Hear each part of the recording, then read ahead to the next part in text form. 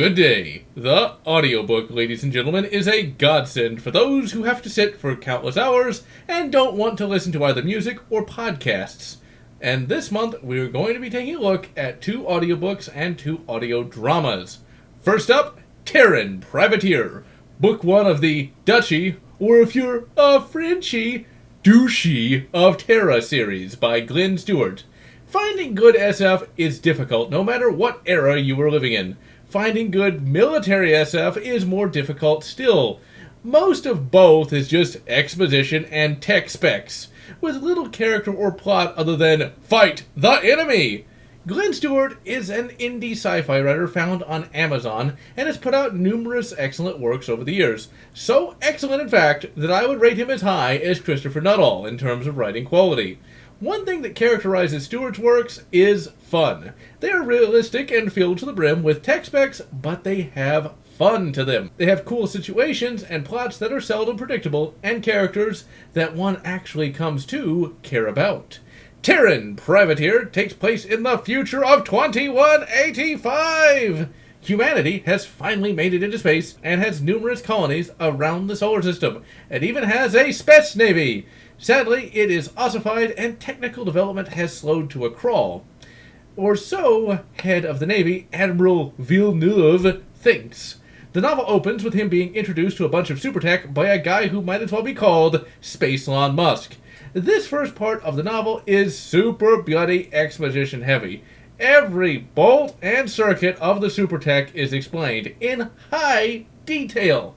If you can make it through this part, you can actually get into a good book. To sum up, Space Elon Musk's space team has invented super armor, relativistic torpedoes, and super fast FTL drives. He has incorporated all into a number of experimental ships, and of course, one of those ships is commanded by our heroine for the novel, Captain Annette Bond of the starship Tornado. In the first chapter, we learn that Space Elon Musk has been picking up some strange signals. Perhaps aliens are taking an interest in Earth. To everyone's complete lack of surprise, aliens attack! They are intelligent squid-like aliens, but they are not genocidal madmen like most seen in most military SF. Rather, they ask humanity to surrender and don't preemptively attack and go for civilian targets. Humanity puts up a fight, but is technologically outmatched, and only Captain Bond of the starship Tornado escapes from the solar system. She regroups in the Alpha Centauri system with a couple of survey ships. Her orders now are to become a Terran Privateer and rob the aliens known as the Kitol Blind until such time as she can build a technologically advanced fleet and take the Earth back. This is not your normal military SF, mainly because it's not bloody boring. You never hear about the bloody captain going into the bloody war room to get a sand wedge. Annette Bond is a much more consistently written Captain Janeway, and her crew actually has character, and the novel is not just told from the captain's perspective. However, the characters do fall a little flat and have little to differentiate them. On one of the ships she captures an atoll named Kitana. She acts as a guide to the greater galaxy and is more or less the Spock character of the novel.